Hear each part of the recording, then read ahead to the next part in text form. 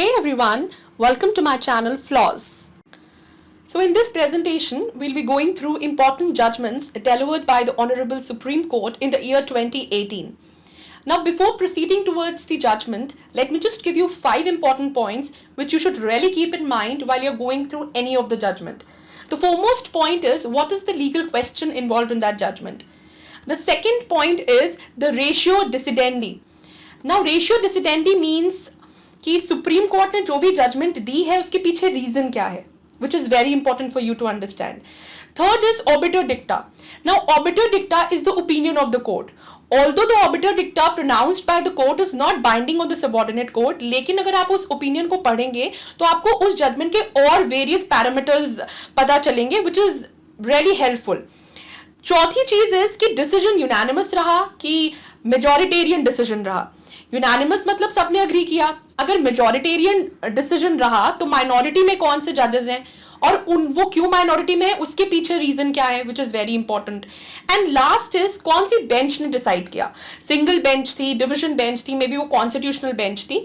सो ये 5 चीजें you must really keep in mind while you are going through any of the judgement. So now let us start with the important judgement. सबसे पहली जो important judgement है वो है सबरीमाला से रिलेटेड. अब ये कौन से केस लॉ में हेल्ड किया गया है? ये Indian young association and others versus state of Kerala and others.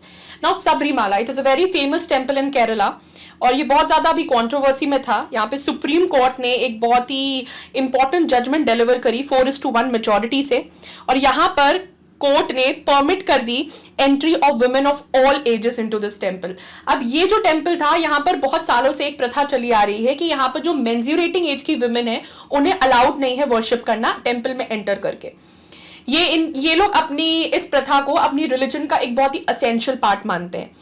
तो इसको सुप्रीम कोर्ट ने स्ट्रक डाउन किया और सुप्रीम कोर्ट ने हेल्ड किया कि जब से कॉन्स्टिट्यूशन इनटू फोर्स आया है, जो भी एक्शंस हो रहे हैं हमारे चारों तरफ, हमें उनको 2 ग्राउंड्स पे मेजर करना होता है. एक होता है इक्वालिटी, दूसरा होता है लिबर्टी, और दोनों ही विमेन के यहाँ पे कर्टेल हो रहे हैं. दूसरी चीज जो उन्होंने बोली वो ये बोली कि अगर कोई प्रथा आपके रिलीजन की असेंशियल प्रैक्टिस है, इसका मतलब ये नहीं है कि केवल उस ग्राउंड पे हम डिस्क्रिमिनेशन अलाउ कर देंगे जो कि बेसिक स्ट्रक्चर को वायलेट कर रहा हो. तो ये डिसीजन सुप्रीम कोर्ट का था और मेजॉरिटी व्यू यही था. लेकिन माइनॉरिटी में एक जज थी जो थी जस्टिस इंदु मल्होत्रा. केवल एक इकलौती वो थी जो माइनॉरिटी व्यू में थी और उनके हिसाब से जो डीप रिलीजन सेंटिमेंट से रिलेटेड जो भी आपके इश्यूज होते हैं उसमें ऑर्डिनरली कोर्ट को इंटरफेयर नहीं करना चाहिए, और इसीलिए उनके हिसाब से यहाँ पर कोर्ट को इंटरफेयर नहीं करना चाहिए था. अकॉर्डिंग टू हर, श्राइन और डीटीज जो होती हैं ये सब आर्टिकल 25 से प्रोटेक्टेड है. Therefore court should not have interfered into it. So this was all about a Sabarimala temple. Next important case law is homosexuality. ये हेल्ड किया गया Navtej Singh Johar and others versus union of India में. 157-year-old law जो कि criminalise करता था consensual homosexual acts between adults, उनको struck down कर दिया गया. तो पहले सेक्शन 377 बोलता था कि कोई भी अगर वॉलंटरीली कार्नल इंटरकोर्स कर रहा है अगेंस्ट नेचर किसी भी मैन, वुमेन या एनिमल के साथ, तो उसके ऊपर पनिशमेंट लग सकती है लाइफ इंप्रिजनमेंट की या फिर 10 years की या प्लस फाइन.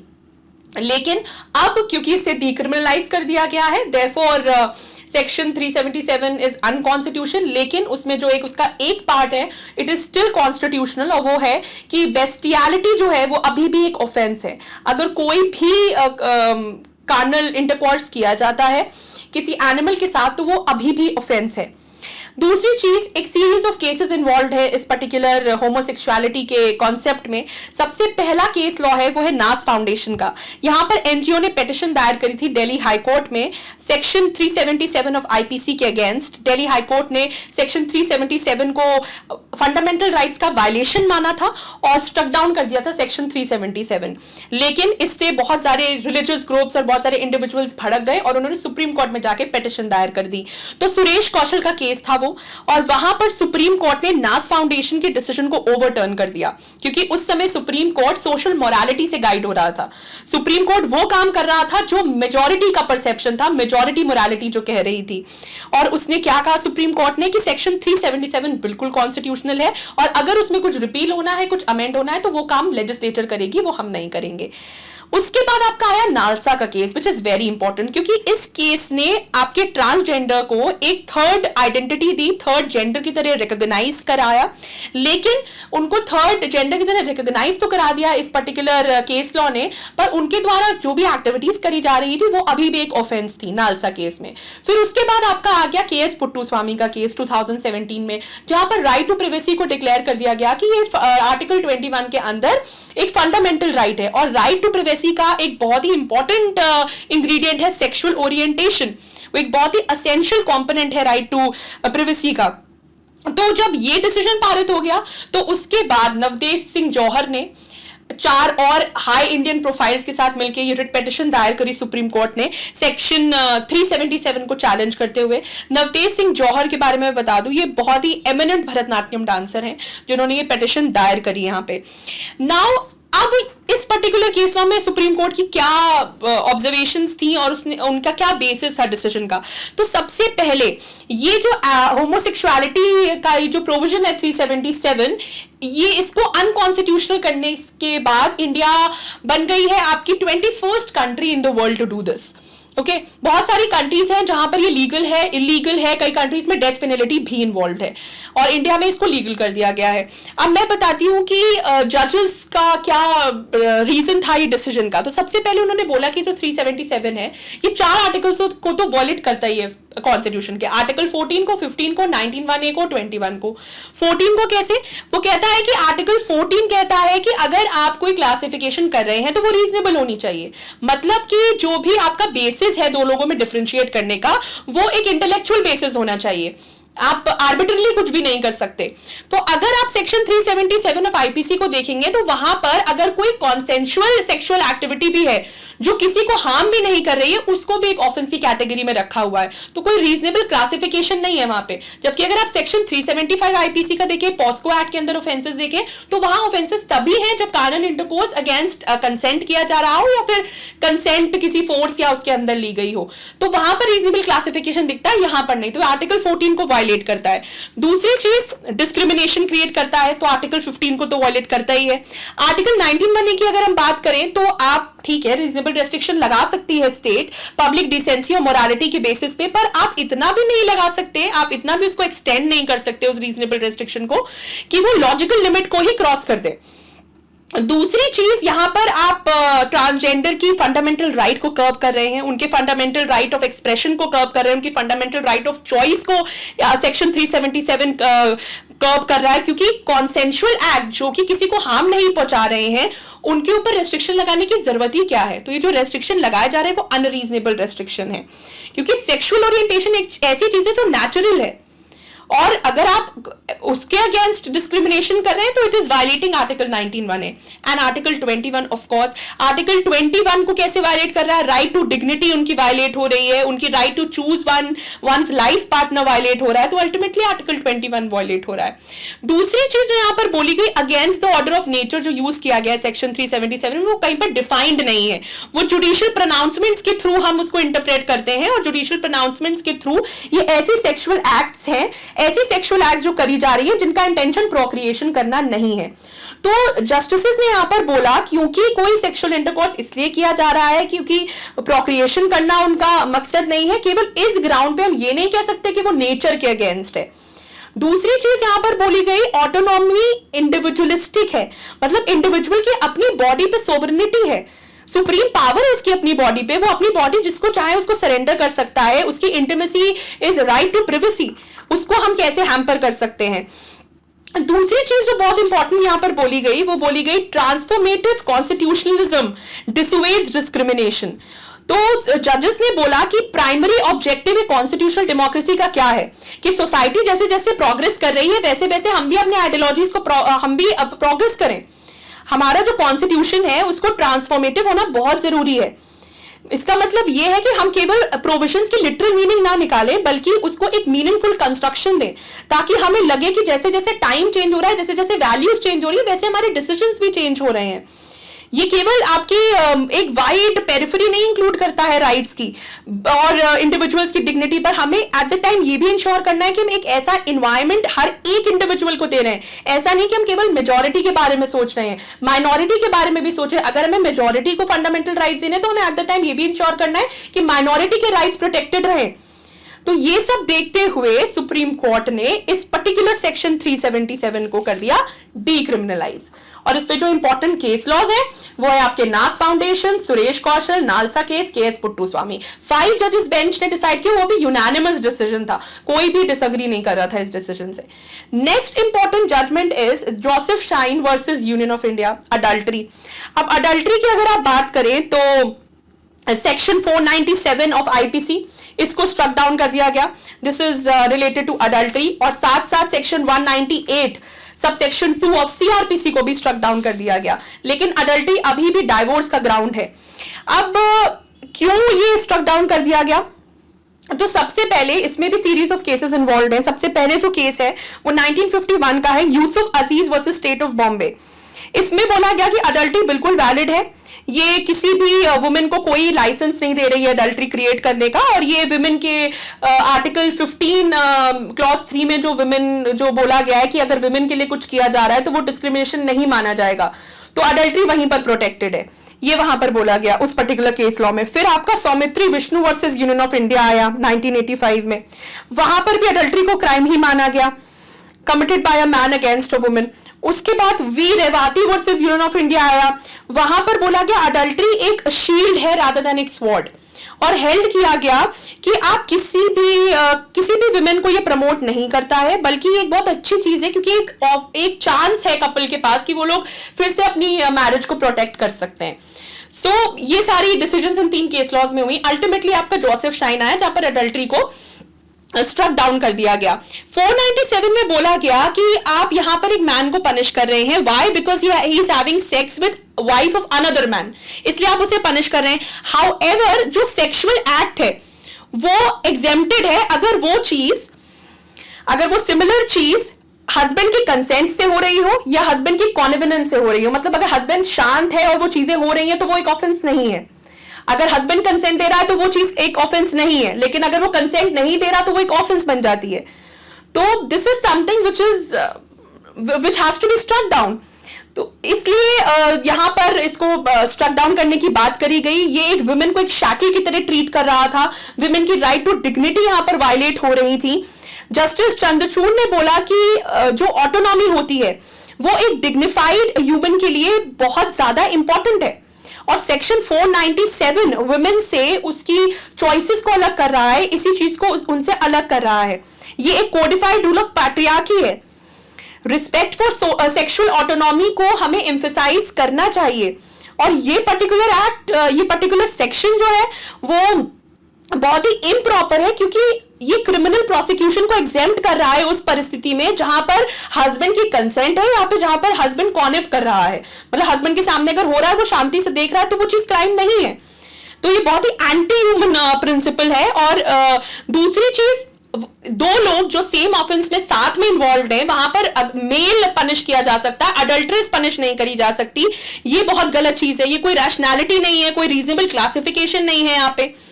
तो ये कुछ ग्राउंड्स थे कि बोला गया कि अडल्ट्री को स्ट्रक डाउन कर देना चाहिए। और आर्टिकल 15 और 3 में, आर्टिकल 15 क्लॉज 3 में भी ये प्रोटेक्टेड बिल्कुल भी नहीं है। Therefore, इसको स्ट्रक डाउन कर दिया गया। आपके यूसुफ अजीज का जो केस है उसे ओवररूल कर दिया गया, सौमित्री विष्णु के केस को ओवररूल कर दिया गया। इसे डिसाइड किया 5 जजेस बेंच की कोर्ट ने। ठीक है, तो ये कुछ ग्राउंड्स थे जहां पर इस पे because it was violating article 14, 21, 15(3) and it overruled all these cases. Next important cases Aadhaar. Justice case Puttaswamy retired and another versus union of India and others, ये 5 जज की बेंच ने से डिसाइड किया। आधार की अगर बात करें तो सेक्शन 33 सबसेक्शन 2, 47 और 57 आधार एक्ट का स्ट्रक डाउन कर दिया गया। अब कोई नेशनल सिक्योरिटी वाला कॉन्सेप्ट भी नहीं है, ये भी चला गया है। प्राइवेट एंटिटीज भी आधार डेटा डिमांड नहीं कर सकती हैं।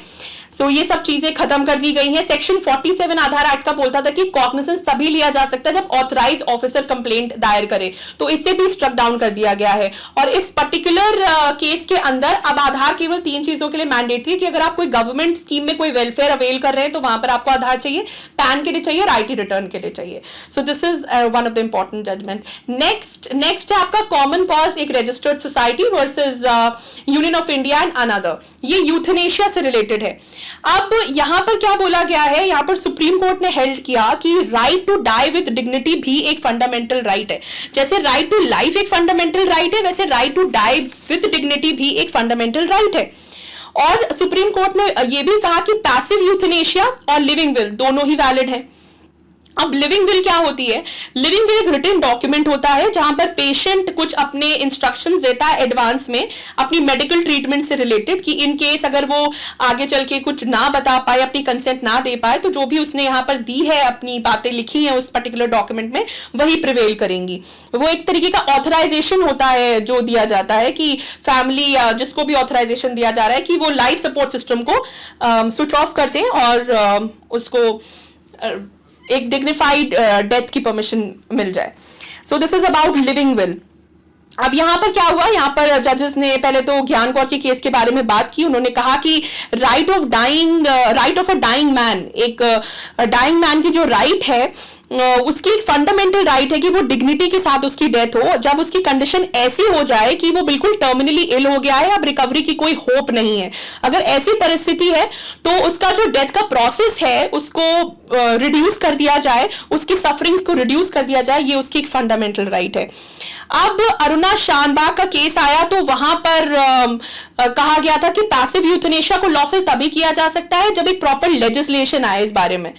तो जब ये पर्टिकुलर केस आया कॉमन कॉज का, तो अरुणा शाहबाग के केस को ओवररूल किया गया, बोला गया कि बहुत ही गलत रूलिंग दी गई है उसमें कि जब लेजिस्लेशन आएगी तभी पैसिव यूथनेशिया को लीगल किया जाएगा। अब 2 टर्म्स होते हैं, एक होता है आपका एक्टिव यूथनेशिया, दूसरा होता है पैसिव यूथनेशिया। तो हमारा पैसिव यूथनेशिया को लीगल किया गया, एक्टिव को नहीं किया गया है।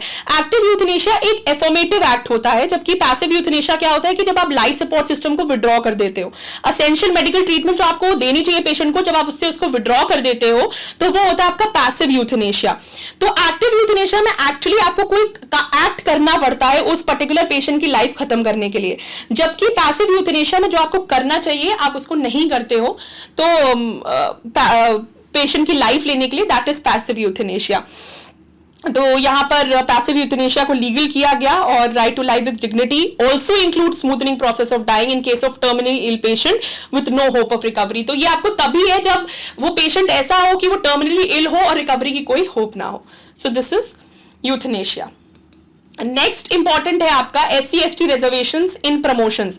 तो Jarnail Singh versus Lakshmi Narayan Gupta and others. तो यहां पर बोला गया कि कोई जरूरत नहीं है डेटा कलेक्ट करने की, बैकवर्डनेस का रिजर्वेशन देने के लिए प्रमोशंस में, बिल्कुल भी नहीं। नागराज डिसीजन को सुप्रीम कोर्ट ने क्लैरिफाई किया और बोला कि अगर आपको रिजर्वेशन में प्रमोशन देना है SC/ST को तो पहले आपको डेटा कलेक्ट करने की आवश्यकता नहीं है, आप ऐसे ही दे सकते हैं। और कितनी जज की बेंच ने डिसाइड किया? 5 जजेस बेंच ने इसको डिसाइड किया। नेक्स्ट है आपका सोशल एक्शन फोरम फॉर मानव अधिकार वर्सेस यूनियन ऑफ इंडिया। यहां पर सेक्शन 498A ऑफ IPC की बात करी गई, दैट इज क्रूएलिटी। यहां पर अर्लियर डायरेक्शंस इशू करे गए थे Rajesh Sharma versus union of India में। सुप्रीम कोर्ट ने उन डिसीजंस को मॉडिफाई किया और उन्होंने कहा कि 498A जो है IPC का, उसका मिसयूज रोकने के लिए उन्होंने कहा कि कोई भी वेलफेयर कमिटीज नहीं बनाई जाएंगी, किसी भी प्रकार की वेलफेयर कमिटीज का गठन नहीं होगा। सो दिस इज 498A की modification. Next you have Hadiya का case, Shafin Jahan versus Ashokan KM and others. यहां पर बोला गया right to change of faith, ये एक फंडामेंटल राइट ऑफ चॉइस का पार्ट है, ये हेल्प किया गया था। यहां पर सुप्रीम कोर्ट ने केरला हाईकोर्ट की जजमेंट को केरला हाईकोर्ट की जजमेंट को सेट असाइड किया था। केरला हाईकोर्ट ने क्या किया था, 2 लोगों हादिया और शफीन जहान की जो मैरिज हुई थी उसे अनल कर दिया था। तो एपेक्स कोर्ट ने क्या किया, केरला हाईकोर्ट की जजमेंट को सेट असाइड किया और उन्होंने बोला कि हाईकोर्ट के पास कोई अधिकार नहीं था आर्टिकल 226 ऑफ द कॉन्स्टिट्यूशन के अंदर इस मैरिज को अनल करने के लिए। And right to change faith, ये एक फंडामेंटल राइट ऑफ चॉइस का अधिकार है, ये हेल्प किया गया। नेक्स्ट नेक्स्ट आपका M Siddiqui through legal representatives Mahant Suresh Das and others का केस है, अयोध्या केस है। और यहां पर सुप्रीम कोर्ट ने बोला कि मॉस्क जो है वो इस्लाम का integral part land acquisition proceedings के केस में नहीं है। अब इसका मतलब क्या था, तो इसको थोड़ा डिबेट हुई थी। इसका मतलब ये था, कोर्ट ने हेल्ड किया कि अगर कोई ऐसी प्लेस है जहां पर नमाज ऑफर करी जा रही है और वो प्लेस बहुत इंपॉर्टेंट है, और अगर हम उस प्लेस को एक्वायर कर लें तो right to practice of religion वो खत्म हो जाएगा, उसी कंडीशन में एक्विजिशन जो है वो परमिसिबल नहीं है। दस मॉस्क एक essential part of the practice of religion of Islam और नमाज इन ओपन कोर्ट तभी है जब वो बहुत ही इंपॉर्टेंट सिग्निफिकेंस का है। तो ये इस केस में हेल्ड किया गया। Next you have Swapnil Tripathi versus supreme court of India. इसमें हेल्ड किया गया कि सुप्रीम कोर्ट की जो प्रोसीडिंग्स हैं उनकी लाइव स्ट्रीमिंग करी जाएगी। अब यहां पर सुप्रीम कोर्ट ने कहा कि सनलाइट जो है वो तो बेस्ट डिसइंफेक्टेंट होता है, इसीलिए पब्लिक इंटरेस्ट में हम कोर्ट प्रोसीडिंग्स सुप्रीम कोर्ट की लाइव स्ट्रीम करेंगे। अब कौन सी प्रोसीडिंग लाइव स्ट्रीम करी जाएंगी ये समझना बहुत जरूरी है। तो सबसे पहले ऐसी प्रोसीडिंग्स जो कि आपकी मैट्रिमोनियल है, जो कि बहुत सेंसिटिव इश्यूज से डील करती हैं, जैसे सेक्सुअल असॉल्ट हो गया, या जो बच्चे और जोवेनाइल से डील करती हैं, इनकी लाइव स्ट्रीमिंग नहीं होगी, पहली चीज। दूसरी चीज, जो प्रिसाइडिंग जज है हर उस कोर्ट रूम का, उसके पास डिस्क्रिशन होगा ये डिसाइड करने का कि इस पर्टिकुलर प्रोसीडिंग की लाइव स्ट्रीमिंग होनी चाहिए कि नहीं होनी चाहिए। तीसरी चीज, जब भी कोई ऑब्जेक्शन फाइल करेगा कोई लिटिगेंट लाइव स्ट्रीमिंग के against on ground of privacy, तो वहां पर फाइनल अथॉरिटी किसकी होगी, प्रिसाइडिंग जज ही डिसाइड करेगा। वहां पर भी जो भी सुप्रीम कोर्ट के जजेस हैं उनकी जो ओथ सेरेमनीज हैं, उनकी जो स्पीचेस हैं रिटायरिंग जजेस की, अदर जजेस की, उनकी लाइव स्ट्रीमिंग भी होगी। इन एडिशनली ऑफ द केसेस के अलावा इन चीजों की भी लाइव स्ट्रीमिंग होगी। जो भी जुडिशियल कॉन्फ्रेंसेस होती हैं, जो भी एड्रेसेस वहां पर डिलीवर किए जाते हैं, जो भी रेफरेंसेस किए जाते हैं, इनकी भी लाइव स्ट्रीमिंग होगी। तो ये Swapnil Tripathi versus supreme court of India में हेल्ड किया गया था। नेक्स्ट है Manohar Lal Sharma versus Narendra Damodar Das Modi and others. ये है आपका रफाल का केस, जो बहुत ही ज्यादा कंट्रोवर्सी में था जब ये आया, और अभी भी इस पे चल रही है। अब ये केस लॉ है क्या, यहाँ पर मिस्टर मोदी जो है उन्होंने अनाउंस किया था कि इंडिया जो है वो 36 French manufactured Rafale fighter jets खरीदेगी डसॉल्ट से, जो कि एक फ्रेंच एयरक्राफ्ट बिल्डर है।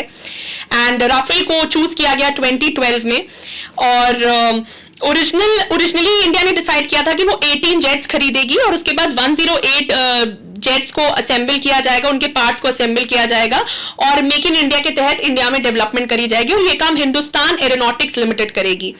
लेकिन उसके बाद और फिर उसके बाद उन्होंने ये भी कहा था कि इनिशियली क्या था, जब कांग्रेस का टाइम था तो कांग्रेस ऑलरेडी डीलिंग कर चुकी थी 126 राफेल से रिलेटेड, पर अब हमें अपग्रेडेड टेक्नोलॉजी की जरूरत थी। तो मिस्टर मोदी सेड कि we had to go for different issue, और उन्होंने कहा कि हमें 36 रेडी टू फ्लाई फाइटर्स की जरूरत थी, बिकॉज हमारे यहाँ जो फाइटर्स थे वो बहुत ही कम थे, एंड दूसरी चीज हमें अपनी टेक्नोलॉजी अपग्रेड करने की बहुत आवश्यकता थी। तो हमारे पास इतना टाइम नहीं है कि हम अब मेक इन इंडिया करें, तो इट्स बेटर कि हम ready to fly fighters 36 purchase कर लें। एंड जैसे ही डील डिक्लेयर हुई, कांग्रेस एंड बीजेपी एक दूसरे का ब्लेम गेम शुरू हो गया। 2016 जनवरी की बात करें तो इंडिया ने कंफर्म कर दिया था कि वो 36 राफेल जेट्स को परचेज करेगी डिफेंस डील विद फ्रांस, और इसमें आपका फ्रांस की डसॉल्ट और दूसरी थेल्स करके एक और कंपनी है, दोनों मेन पार्टनर्स थे। डीआरडीओ के साथ इनका अग्रीमेंट हुआ और आपका एचएएल हिंदुस्तान एरोनॉटिक्स लिमिटेड के साथ इनका एक अग्रीमेंट हुआ। फाइनली सितंबर 26 में इंडिया ने एक इंटर गवर्नमेंटल अग्रीमेंट साइन किया फ्रांस के साथ, जिसको राफेल डील के नाम से जाना जाता है, जहां पर इंडिया को 58,000 करोड़ रुपीस राफेल परचेजेस के ट्विन इंजन फाइटर्स हैं राफेल्स, इनके परचेज के लिए देने हैं। अबाउट 15% कॉस्ट एडवांस में पे करी गई, बाकी इंडिया लेटर ऑन पे करेगी, और जो भी स्पेयर्स और वेपनरी है वो भी इंडिया को मिलेंगे, और मीटियोर मिसाइल, ये सब भी चीजें साथ में मिलेंगी। एडिशनली एक ऑफसेट क्लॉज उसमें था उस अग्रीमेंट में, जिसको सील कर दिया गया और डिस्क्लोज करने से मना कर दिया गया। उसमें फ्रांस जो था वो 30% इन्वेस्ट करेगा इंडिया के मिलिट्री एरोनॉटिक्स में, रिसर्च प्रोग्राम्स में, और 20% हमारे लोकल जो हम प्रोड्यूस करेंगे रफाल कंपोनेंट्स उनमें इन्वेस्ट करेगा। फिर 2016 में क्या हुआ, पॉलिटिकल वॉरफेयर शुरू हो गया दोनों पार्टीज के बीच में। डिफेंस मिनिस्टर ने भी जबकि बोला कि हमने इसलिए यूपीए की उनको डील को नेगोशिएट नहीं किया और अपनी डील इसलिए रखी बिकॉज हमें अपडेटेड वर्जन चाहिए था। और जो मिस्टर अंबानी थे, अनिल अंबानी, उन्होंने भी कहा कि इंडियन गवर्नमेंट का इसमें कोई रोल प्ले करने वाली बात नहीं है, हम दोनों का ऑलरेडी एक अग्रीमेंट चल रहा है, मेरा और फ्रांस कंपनी के साथ। सो ये सब बात एक दूसरे को ये लोग जस्टिफिकेशन देते रहे। So this was basically Rafale deal, जो अभी बहुत कंट्रोवर्सी में है, और इस पर्टिकुलर केस में इसको डिसमिस कर दिया गया था। Next you have lynching. Now what is lynching? Lynching एक बहुत ही प्रोमिनेंट कॉन्सेप्ट हो गया आजकल। लिंचिंग का बेसिकली अगर आप डिक्शनरी मीनिंग देखोगे तो इसका मतलब होता है कि जब आप किसी को बिना उसका ट्रायल करे अगर आप सजा दे देते हो, उसे किसी ऑफेंस के लिए मार देते हो, मतलब यू आर डूइंग लिंचिंग। अब लिंचिंग की बेसिकली ओरिजिनेशन कहाँ से हुई है? तो ये ओरिजिनेशन आपकी अमेरिका में हुई है, मिड 18th सेंचुरी की बात है ये। तब जब अमेरिका स्लेवरी खत्म करने ही वाला था, तब वहां पर ब्लैक को लिंच किया जाता था व्हाइट्स के द्वारा। इनफैक्ट उन व्हाइट्स के ऊपर भी लिंचिंग करी जाती थी जो ब्लैक्स के अगेंस्ट जो स्लेवरी हो रही है उनको अपोज करते थे। तो वहीं से लिंचिंग का कॉन्सेप्ट शुरू हुआ है ये।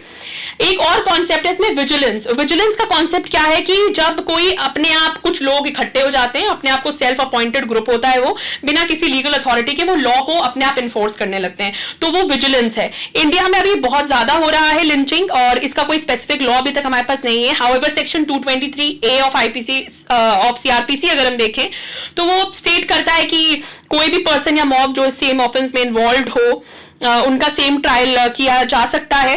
बट हाउएवर अगर हम देखें तो स्पेसिफिकली हमारे पास अभी ऐसा कोई प्रोविजन नहीं है।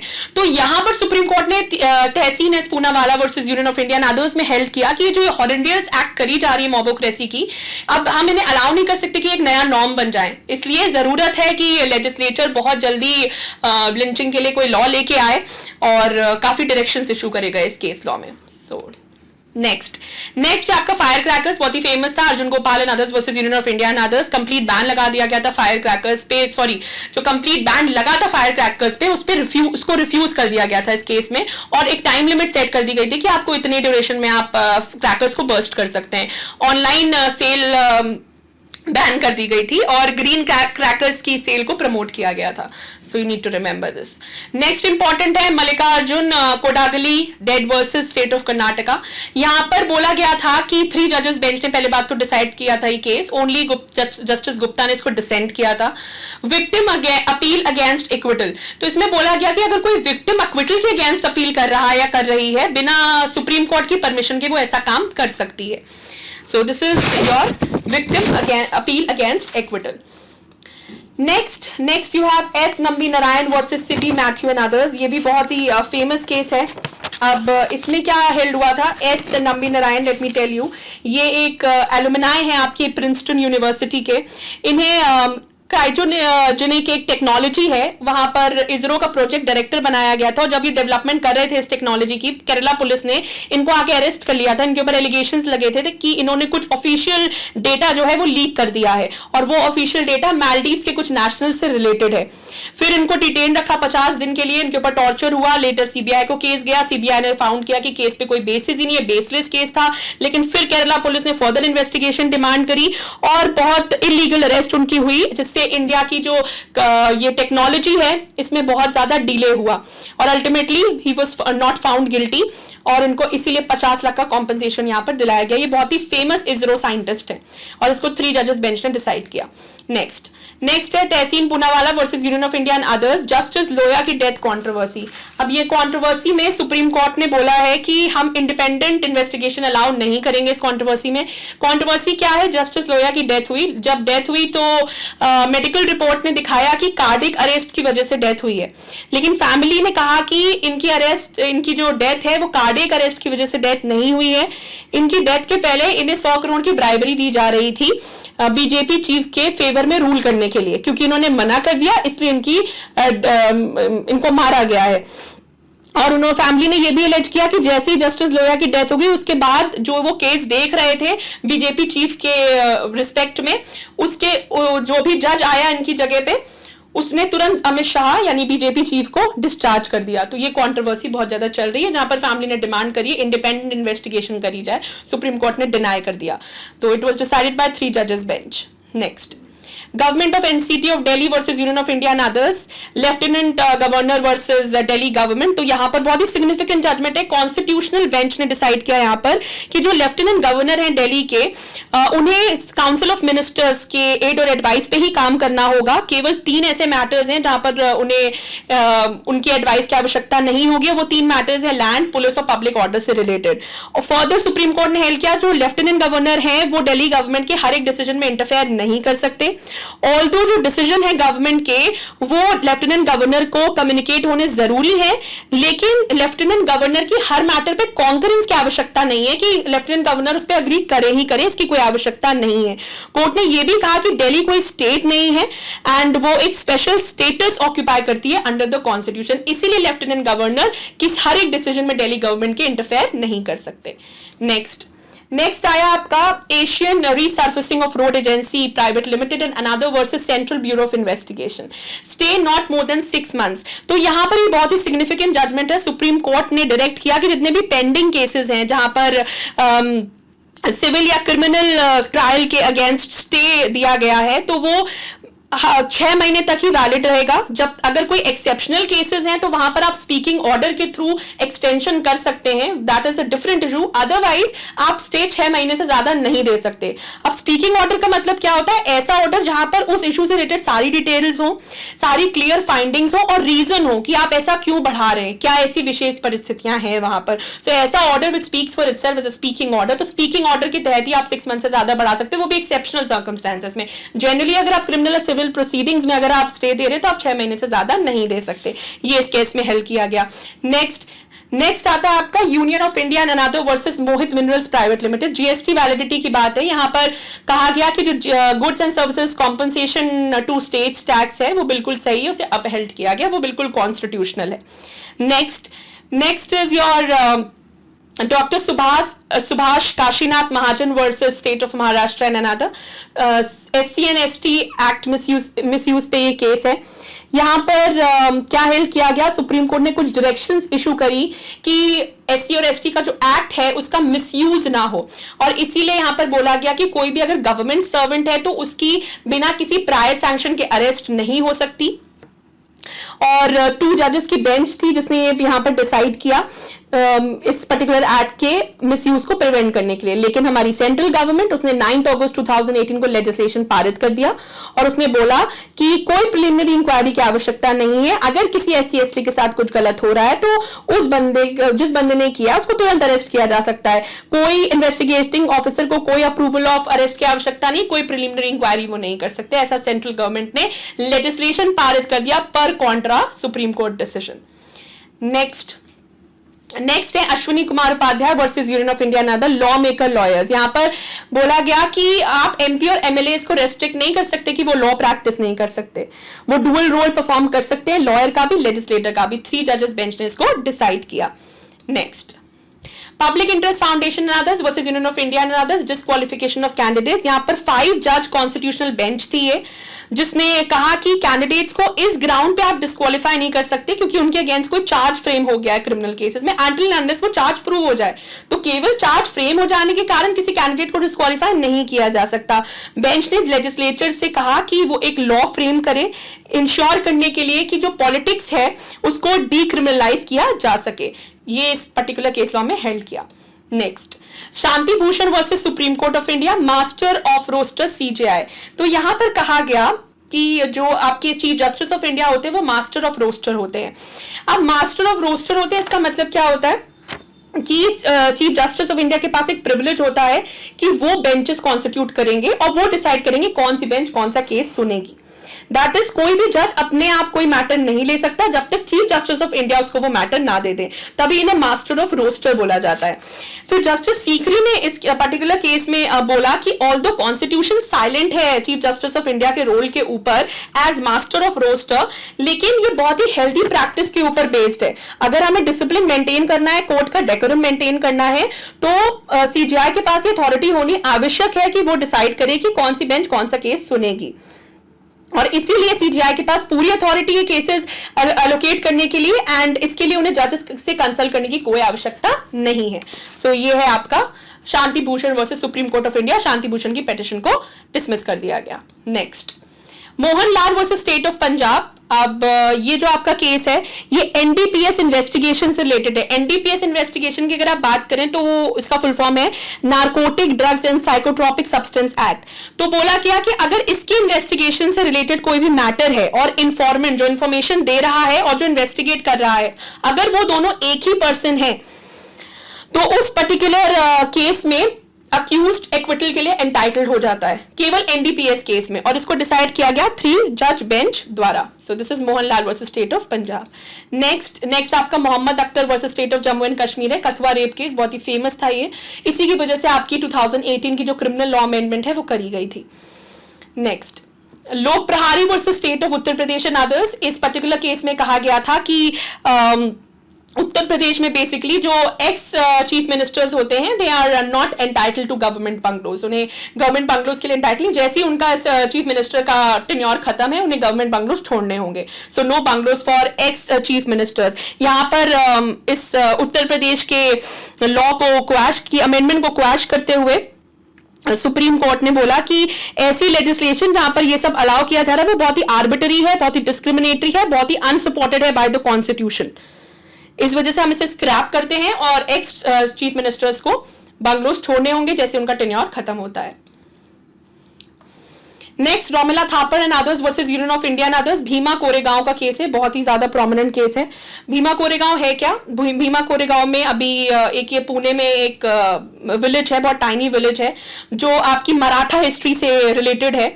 अभी यहाँ पर एक एनुअल फंक्शन हो रहा था, वहां पर वायलेंस हो गया। अब ये ऐसा क्यों हुआ? इसमें तो इसके पीछे 2 रीजंस हैं। पहली चीज की एक तो बैटल ऑफ भीमा हुई थी 200 साल पहले, 1 जनवरी 1818 को ब्रिटिशर्स और मराठास के बीच में हुई थी। और ब्रिटिशर्स में जो मेजर लोग थे वो महर्स थे। महर्स आपकी शेड्यूल कास्ट की कम्युनिटी है, वो मेजर लोग थे। उन्होंने मराठास को डिफीट कर दिया था। आपके पेशवा बाजीराव 2 थे, उन्हें कोरेगांव में डिफीट कर दिया गया था। तो हर साल इसको सेलिब्रेट करने के लिए जो शेड्यूल कास्ट हैं वो इकट्ठा होते हैं और जो भी उनके ऊपर ब्राह्मण्स द्वारा इनजस्टिस किए गए उनको एज अ विक्ट्री है उसको मानते हैं और इसको सेलिब्रेट करते हैं। जब इनकी विक्ट्री हुई थी ब्रिटिशर्स की महर्स के थ्रू मराठास के ऊपर, तो उन्होंने 200 साल पहले एक पिलर बनवा दिया था वहां पे, और उसी पिलर को ये रिस्पेक्ट देते हैं और यहाँ पर सेरेमनीज होती हैं। दूसरी चीज, भीमा कोरेगांव के पास एक और छोटा सा विलेज है, वहां पर महर एक गोविंद गोपाल महर है, उनका एक मेमोरियल बना दिया गया। वहां पर क्या हुआ था कि पेशवा एक थे इनके मराठास के, छत्रपति संभाजी महाराज थे, उनको औरंगजेब ने उनका मर्डर कर दिया था और बहुत ही डेडली कंडीशन में उनके बॉडी पार्ट्स को रिवर में डाल दिया था। तो वहां पर ये गोविंद गोपाल ने वो सब इकट्ठा करके और उनकी लास्ट राइट्स परफॉर्म करी थी। तो इसी को ट्रिब्यूट देते हुए क्या किया गया कि संभाजी महाराज की समाधि के सामने ही उनकी आइडल बना दी गई गोविंद गोपाल की। तो इस वजह से ब्राह्मण्स और शेड्यूल कास्ट में बहुत ज्यादा रहती है उबड़ ताबड़, उसकी वजह से violence. So this was all Bhima Koregaon case. तो ये सारी डिटेल्स हैं और एसआईटी की जो प्ली है इसको टर्न डाउन कर दिया गया 2:1 मेजॉरिटी से। और किसने डिसेंट किया? जस्टिस चंद्रचूड़ ने डिसेंट किया। Next, bar council of India versus A K Balaji and others, foreign law firms के बारे में ये केस है। और यहाँ पर बोला गया कि एक तो बॉम्बे और मद्रास हाईकोर्ट के व्यू को अपहोल्ड किया सुप्रीम कोर्ट ने, और उन्होंने बोला कि कोई भी फॉरेन फर्म्स जो है वो अपने ऑफिसेज इंडिया में सेटअप नहीं कर सकती और ना ही वो इंडियन कोर्ट्स में प्रैक्टिस कर सकती है, बट वो इंडियन क्लाइंट्स को एडवाइस दे सकती है fly in and fly out basis पे, टेम्पररी बेसिस पे वो आ सकती हैं और कैजुअल विजिट्स करके अपने क्लाइंट्स को एडवाइस दे सकती हैं। सो ये यहाँ पर इस केस में हेल्प किया गया। Next, commissioner of custom import Mumbai versus माइजर्स Dilip Kumar and company, ambiguity tax exemption. आपको पता है जब आईपीसी हम पढ़ते हैं तो वहां पर अगर अक्यूज एक्सेप्शन में फॉल कर रहा है तो उसे प्रूव करना होता है। सिमिलरली यहाँ पर अगर टैक्स एग्जेम्पशन में कोई फॉल कर रहा है तो उसे प्रूव करना होगा कि वो टैक्स एग्जेम्पशन में फॉल कर रहा है। अगर वो प्रूव नहीं कर पाता तो फेवर किसके रिस्पेक्ट में जाएगा? रेवेन्यू डिपार्टमेंट के रिस्पेक्ट में जाएगा। ठीक है। नेक्स्ट आता है Achpal Ramswaroop and another versus state of Rajasthan. ये डिफॉल्ट बेल पर है। अगर चार्जशीट टेक्निकल रीजन की वजह से रिटर्न करी जा रही है तब भी अक्यूज डिफॉल्ट बेल के लिए एंटाइटल हो जाता है 167(2) में। कोई भी court remand period beyond 90 days extend नहीं कर सकता section 167 sub section 2 of CrPC के तहत। तो टेक्निकल रीजन से भी अगर चार्जशीट रिटर्न हो रही है तब भी अक्यूज को डिफॉल्ट बेल का पूरा अधिकार है। ये इस केस में हेल्ड किया गया। नेक्स्ट, ऑल इंडिया जजेस association and others versus union of India and others. तो यहाँ पर बात करी गई प्रोफेशनल कोर्ट मैनेजर्स के बारे में, और यहाँ पर हेल्ड किया गया, सुप्रीम कोर्ट ने कहा कि अब कुछ प्रोफेशनली क्वालिफाइड मैनेजर्स रखे जाएंगे हर एक डिस्ट्रिक्ट और सेशन कोर्ट में, ताकि कोर्ट की बेटर एडमिनिस्ट्रेशन करी जा सके। और ये कोर्ट मैनेजर्स वो होंगे जिनके पास प्रॉपर एमबीए की डिग्री हो, ताकि एफिशिएंट हमारी मैनेजमेंट हो सके कोर्ट्स की, चाहे वो डिस्ट्रिक्ट कोर्ट हो चाहे वो सेशन कोर्ट्स हो। So you need to have need to have MBA degree for becoming a court manager. Next, Baba Saheb Maruti Kamble versus state of Maharashtra, SLP against death sentence. यहाँ पर बोला गया SLP against death sentence cannot be dismiss. अगर आप death sentence के against को SLP अगर आप उसको डिसमिस कर रहे हैं तो आपको रीजंस देने होंगे, बिना रीजंस के आप इसको डिसमिस नहीं कर सकते, और इसे 3 जजेस की बेंच ने डिसाइड किया। Next, Purswani Ashutosh versus union of India and others, low vision MBBS। यहाँ पर बोला गया कि अगर किसी की लो विजन भी है तो आप उसे रिजर्वेशन डिनाई बिल्कुल भी नहीं कर सकते। और सुप्रीम कोर्ट ने अपहेल्ड किया कि अगर कोई मेडिकल एस्पायरेंट है जिसकी लो विजन है और उसे MBBS कोर्स में एंटर होना है तो वो बिल्कुल डिसेबिलिटी की कैटेगरी में आता है, और उसको अलाउ किया जा सकता है, रिजर्वेशन उसको बिल्कुल मिलेगी। Next, state of Kerala versus Rasheed. अब state of Kerala versus Rasheed में कुछ जो क्रिमिनल ट्रायल में विटनेस की एग्जामिनेशन करी जाती है उनसे रिलेटेड कुछ डायरेक्शंस इशू करे गए, और वहां पर बोला गया कि एक प्रॉपर कैलेंडर प्रिपेयर किया जाएगा और उस कैलेंडर में प्रॉपर डेट्स लिखी जाएंगी, कब कब क्रॉस एग्जामिनेशन होगा, कब एग्जामिनेशन इन चीफ होगा, और उस कैलेंडर को प्रॉपरली फॉलो किया जाएगा। तो ये कुछ डायरेक्शंस यहाँ पर इशू, प्रैक्टिकल गाइडलाइंस कुछ यहाँ पर इशू हुई थी वाइल डिसाइडिंग एन एप्लीकेशन कि हम क्रॉस एग्जामिनेशन को कब डेफर कर सकते हैं, कौन सी परिस्थितियों में उसे डेफर किया जा सकता है। Next, state of Kerala versus state of Tamil Nadu, ये कावेरी डिस्प्यूट से रिलेटेड है। आपको इस चीज में बस ये जानना जरूरी है कि कौन कौन सी स्टेट से रिलेटेड, तो Karnataka, Tamil Nadu, Kerala and Puducherry. So that was all about this particular presentation. So I hope ये वीडियो आपको पसंद आए। In case you like this video, please don't forget to subscribe to the channel and do press the like button and ping down your comment in the comment box below. Thank you so much for watching this video. Have a great day ahead.